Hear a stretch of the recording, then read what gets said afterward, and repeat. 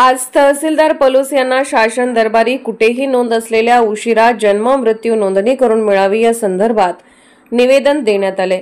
जन्म मृत्यू नोंदणी कायदा 1969 नुसार उशिरा जन्म मृत्यू नोंदणी संदर्भात ज्याच्या जन्माची अथवा मृत्यूची नोंद स्थानिक स्वराज्य संस्थांमध्ये ग्रामपंचायत नगरपालिका दप्तरी नोंदवलेली नव्हती अशा मृत्यू झालेल्या इसमाच्या वारसांना व जन्म नोंद नसणाऱ्या इसमांना दिवाणी न्यायाधीश कनिष्ठ तर यांचे समोर अर्ज करून जन्माची अथवा मृत्यूची नोंद घालणे संदर्भातील आदेश प्राप्त करावा लागत होता।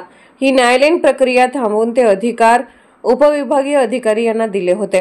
हे अधिकार दिनांक 21/1/2025 च्या शासन परिपत्रकानुसार स्थगित केले असून उशिरा जन्म व मृत्यू वितरित करण्याची कारवाई पुढील आदेशापर्यंत ती तहकूब ठेवण्यात आलेली आहे। त्यामुळे उशिरा जन्म व मृत्यू नोंदी कामे नोंदवणे बंद झाले असून त्याचा फटका विद्यार्थी, सर्वसामान्य शेतकरी, नोकर वर्ग व महसुली खात्यातील नोंदी, शालेय कामकाजात अडचणी निर्माण होऊन बऱ्याच लोकांना त्याचा छोटा होत असून लोकांच्या अडचणीत वाढ झालेली आहे। याची गंभीर दखल घेऊन उशिरा जन्म मृत्यू प्रमाणपत्र आपल्या अधिकारात आपण देण्याची कृती करावी, अन्यथा नाईलाजास्तव आम्हाला शालेय, विद्यार्थी, शेतकरी यांना सोबत घेऊन जन आंदोलन उभे करावे लागेल। त्या आंदोलनामुळे काही विपरीत सामाजिक परिस्थिती निर्माण झाल्यास त्याला सर्वस्वी शासनाची कृती जबाबदार असेल याची नोंद घ्यावी।